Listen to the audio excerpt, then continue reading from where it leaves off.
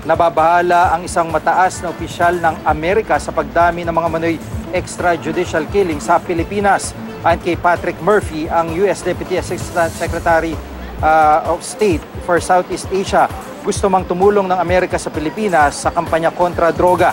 Nababahala raw ang Amerika na baka may mga ginagawang hakbang sa kampanya kontra droga na labag sa batas. Nakakabahala raw ang pagdami ng EJK sa Pilipinas.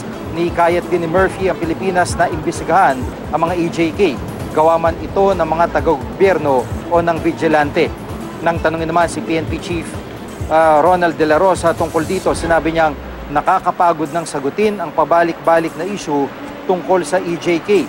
Hindi na raw kinababahala ni De La Rosa ang pananaw ng mga Amerikano basta't nagtatrabaho siya para sa mga Pilipino. Hamon ni De La Rosa, kung merong ebidensya mga nagsasabi na mga pulis ang nasa likod ng EJK, mabuting ilabas na nila ang kanilang mga ebidensya.